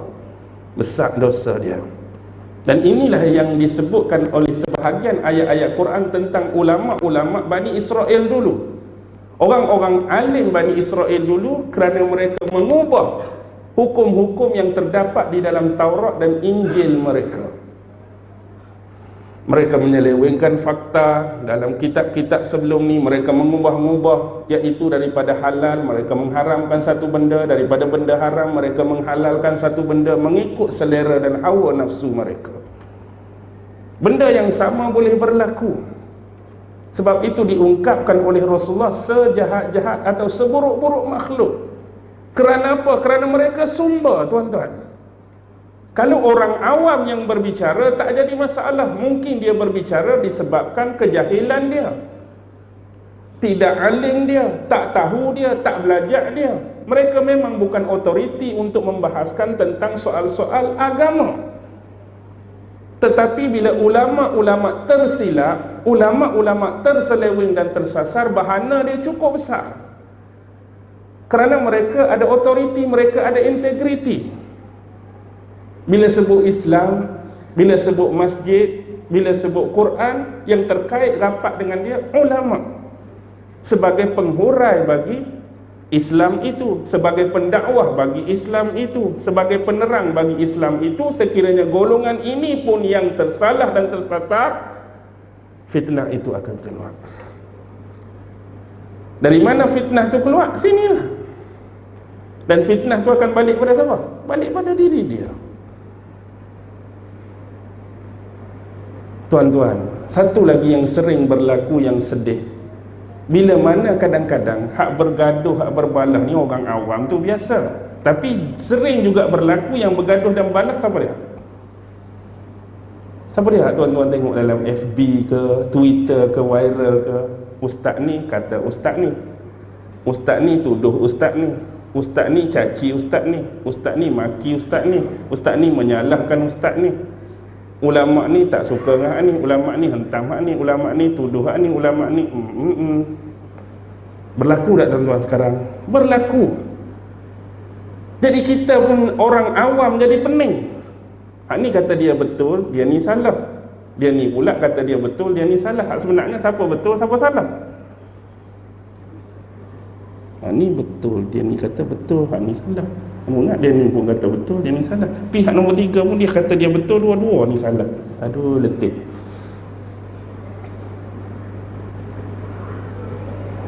Poin dia apa tuan-tuan? Kadang-kadang bila kita tengok ayat-ayat Quran, poin dia sumber sama je. Bila kata semua ni orang Islam, apa dia dalil kamu? Oh, ayat Quran. Ayat Quran. Apa dia dalil kamu? Hadis Nabi. Hak ni pun takkan dalil dia kitab Feng Shui dah, tak logik. Mesti juga Quran Sunnah. Hak ni takkan dalil dia kitab Weda, tak logik. Quran Sunnah. Tang mana yang jadi selalu?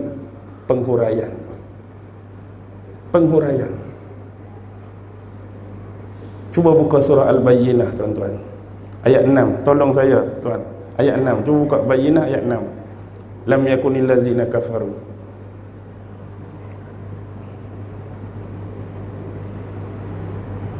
Cuba baca soal.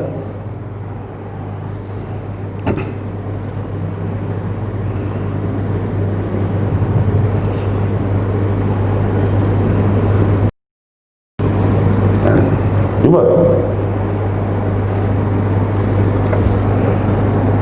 Ayat 6. Sebelum tu ayat 5.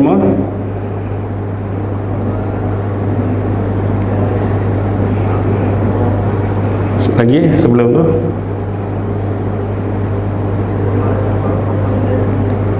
Okey, wa ma tafarraqal ladzina utul kitaba illa min ba'di ma ja'atuhumul bayyinah. Tiadalah berpecah. Apa? Wa ma tafarraqal ladzina utul kitab, yang diberikan kitab. Sebelum Nabi Muhammad, siapa golongan yang diberikan kitab? Bani Israel. Kitab Injil dan kitab Taurat. Taurat zaman Nabi Musa, Injil zaman Nabi Isa. Dan tiadalah berpecah golongan-golongan yang diberikan kitab illa min ba'di ma ja'atuhum bayyinah, kecuali selepas datang keterangan dan hujah-hujah pada mereka. Kita nampak tak sisi terbalik di sini? Biasanya kita sekarang bergaduh, hak umum, bergaduh, mari hujah yang kukuh, barulah kita bersatu. Ini hujah sebenar. Hak ni lepas mari hujah baru berpecah. Pasal apa? Hujah tu tak salah, sebab semua berpegang pada hujah dan dalil yang sama. Yang jadi berpecah sebab penghuraian, penafsiran, pencerahan yang berbeza. Ayat kadang-kadang sama. Bagi aku ayat ni nak cerita macam ni, mari hak ni pula, ya ayat yang sama, aku pun beriman dengan ayat ni, tapi tafsir dia kot lain, tak sama macam hang tadi. Tafsir dia kau ni. Mari hak ni pula, dua-dua tu tak. Sebab ada pandangan lain aku terima hak ni. Dia bukan pada tonggak tu. Yang jadi berpecah, hak ni faham lain, hak ni faham lain. Hak ni punya tanggapan lain tentang ayat tadi, hak ni punya pandangan lain tentang ayat tadi. Hak tu yang jadi banyak cabang tu. Hak jadi banyak, kalau berlapang dada tak apa. Contoh bila dicek, bila di-reset balik, betul. Ayat yang sama tapi pandangan imam ni ada juga. Hak tadi dia kata ada. Hak kedua ada, tiga ada.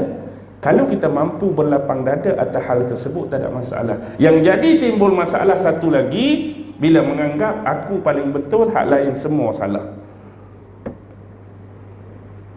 Dalam banyak-banyak tadi, 4 pendapat. Hak paling tepat, paling sahih, paling benar ni.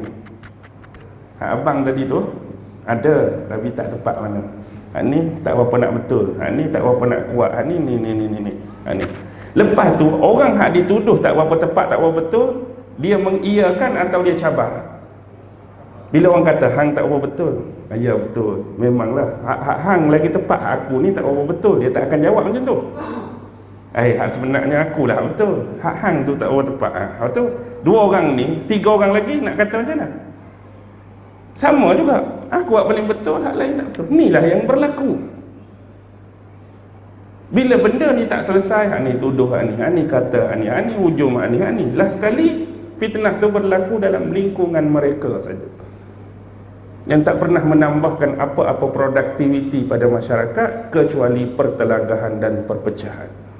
Tuan-tuan ingat, di belakang seorang-seorang hak bagi pendapat tu tak ada pengikut lah. Ada follower dia, tu pengikut dia. Lagi banyak perpecahan.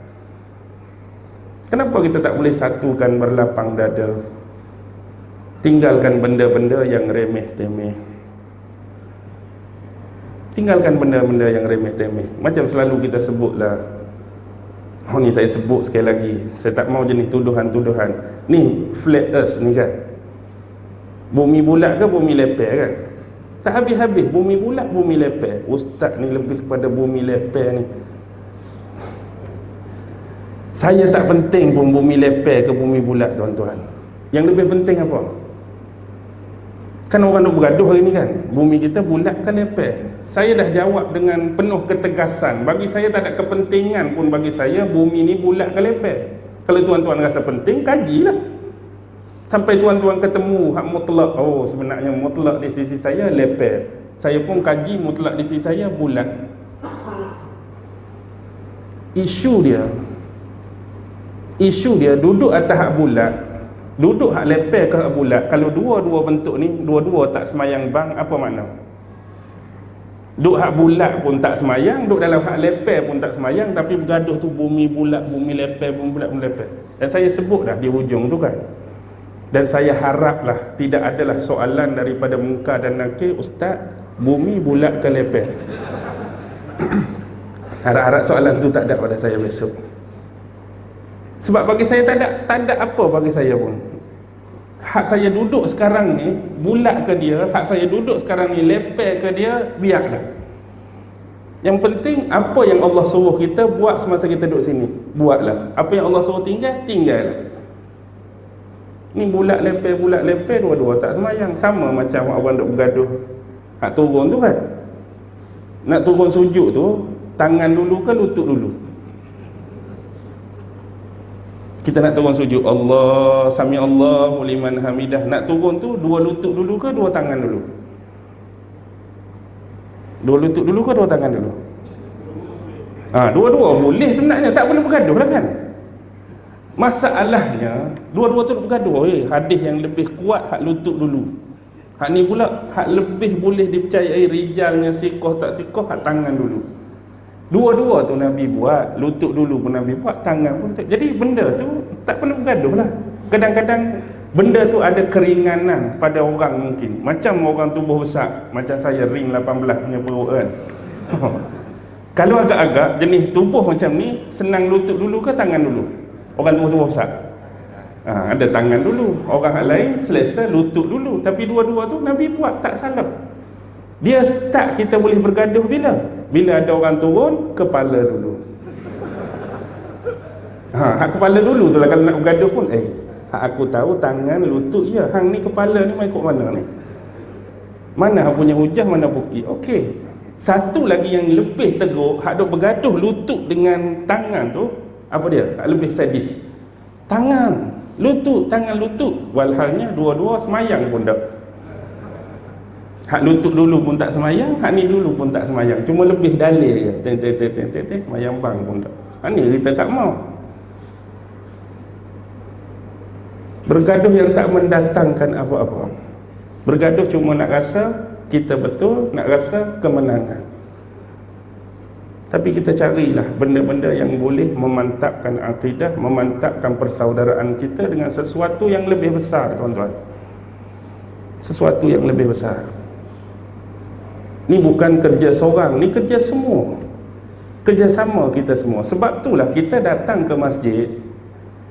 Bila kita kata kita Islam dan beriman, apa sifat orang beriman? Mudah. Bila kita ingat sifat orang beriman ni, apa benda yang Allah bagi dan anugerah pada dia, dia nak benda yang sama Allah bagi pada saudara dia. Tu sifat orang yang beriman. Kalau tak ada sifat tu, ada masalah dengan iman dia. Contoh, hari ni, di masa ni Allah bagi anugerah pada saya kesihatan tubuh badan. Sebagai seorang yang beriman, saya nak juga sihat ni berlaku pada saudara saya yang, ya Allah, kamu bagi aku sihat, aku nak semua saudara Islam aku sihat macam kamu bagi aku sihat.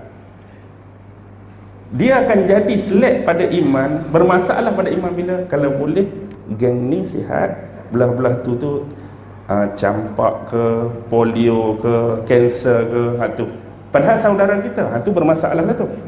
Ya Allah, hari ni kamu bagi aku sedikit rezeki, kekayaan. Aku pun nak kalau boleh kekayaan yang sama kamu bagi kat saudaraku. Kamu bagi juga kat dia. Jangan bagi ada hak sedih, hak miskin, hak susah. Walaupun begitu resamnya alam, tapi kalau kita nak sebenarnya jiwa orang beriman, kalau dia kaya, saudara dia kaya. Kalau dia gembira, dia tak mau saudara dia sedih, gembirakanlah juga hati saudaraku yang lain. Kalau dia senang, senangkanlah juga saudara yang lain. Itu sifat orang yang beriman. Tapi kita ni kalau hari-hari nak cari masalah, hari-hari nak cari gaduh, hari-hari nak maki orang, hari-hari nak tiun orang, tuduh orang, tuan-tuan tepuk dada tanya iman masing-masing lah. Dia bercakap tidak semudah amalan. Betul, semua orang boleh bercakap, tuan-tuan. Saya boleh bercakap, tuan-tuan boleh bercakap, tapi pelaksanaan sebenar amat-amat susah.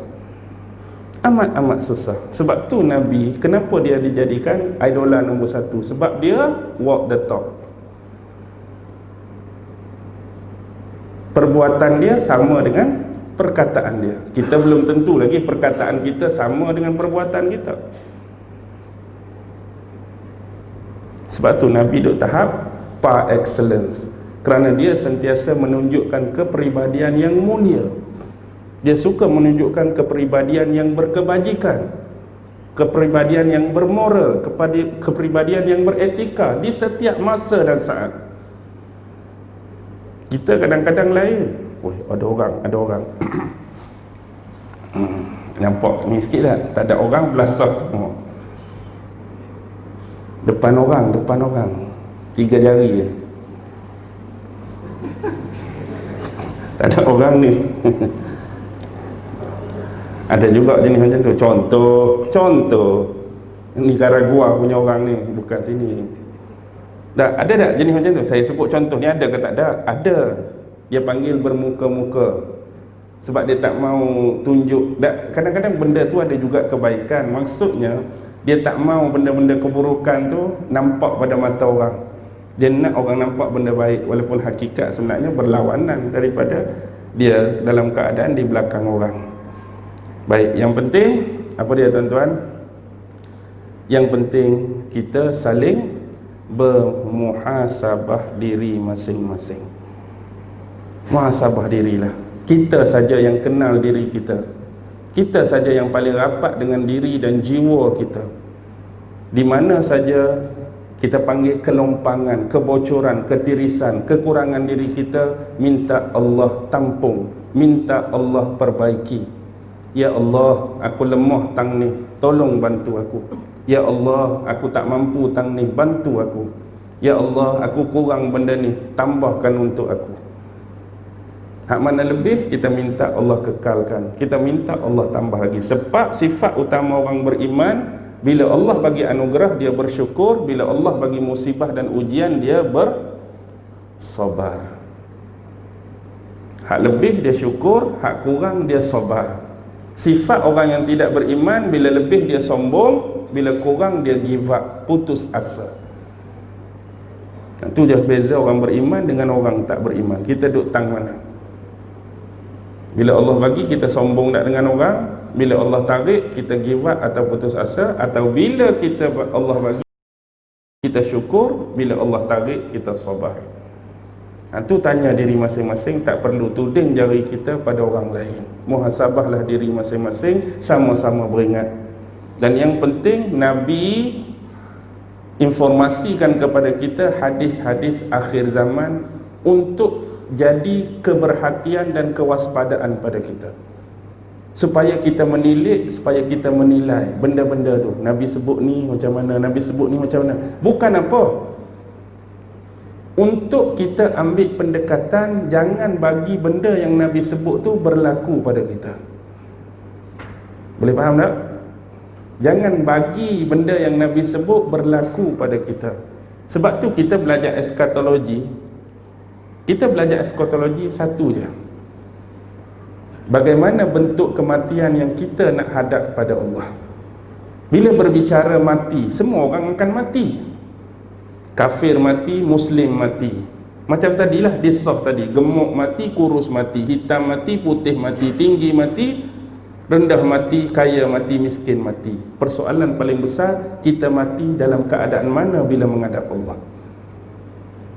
Kembalikan kepada kisah Nabi-Nabi dan Rasul sebelum ini.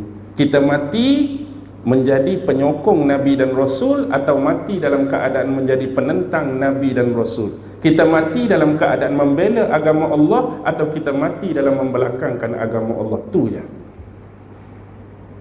Informasi hadis akhir zaman ni nak suruh kita beringat. Bukan saja-saja seronok cerita akhir zaman, seronok cerita Dajjal, tak ada tuan. Nak suruh benda-benda hak Nabi sebut tu jadi kewaspadaan pada kita. Takut kita terikut, takut kita terfitnah dengan benda tu. Hak mana-mana kesalahan, salahlah. Hak mana-mana tersilap, tersilaplah. Itu manusia biasa. Tapi tu sebenarnya kita nak ajak orang lain supaya beringat benda ni. Bila Nabi sebut tu adalah benda besar, bila Nabi sebut tu adalah benda penting. Boleh faham tak ni? Okey, bila faham boleh habis lah. Ni satu lagi saya nak tanyalah. Sebab ada apa tadi nak kata tabung tu, tuan pengerusi nak info sendiri ke, nak suruh saya baca ke? Saya ada tu. Baca kan? Okey. Jadi tak ada apalah. Boleh faham insya-Allah macam ni. Bila saya tanya boleh faham, sebenarnya maksud saya, bahasa saya tadi tinggi sangat ke? Tak kan? Tuan-tuan boleh faham. Walaupun ada slang utara, saya kira boleh faham lagi lah. Saya kira kalau saya guna bahasa ibunda saya hak sungguh Kelantan lagi tak faham. Kalau saya guna Kelantan biasanya orang tak faham. Kalau utara ni okey lagi. Sebenarnya yang memahamkan tuan-tuan siapa? Allah. Saya hanya penyampai, saya hanya pembicara. Saya tak boleh dan tak mampu lebih pada tu. Maksudnya saya tak boleh nak kata, oh malam ni confirm semua orang faham, malam ni confirm semua orang dapat tahu. No, saya pembicara, saya penyampai. Hak bagi tuan-tuan faham, Allah. Hak bagi tuan-tuan tahu, Allah.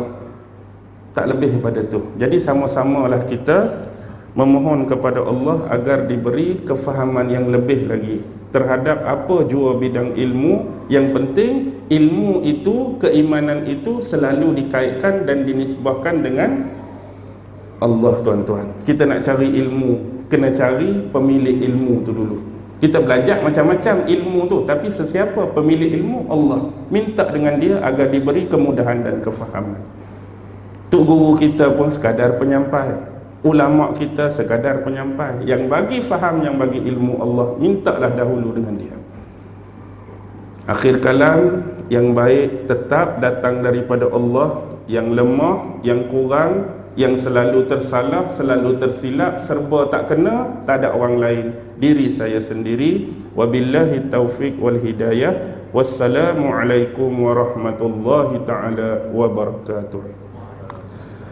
أعوذ بالله من الشيطان الرجيم بسم الله الرحمن الرحيم اللهم إنك تعلم أن هذه القلوب قد اجتمعت على محبتك والتقت على طاعتك وتوحدت على دعوتك وتعاهدت على نصرة شريعتك فوثق اللهم رابطتها وأدم ودها واهدها سبلها واملأها بنورك الذي لا يخبو واشرح صدورها بفيض الإيمان بك وجميل التوكل عليك وأحيها بمعرفتك وأمتها على الشهادة في سبيلك إنك نعم المولى ونعم النصير وصلى الله على سيدنا محمد وعلى آله وصحبه وسلم والحمد لله رب العالمين. الله أكبر. الله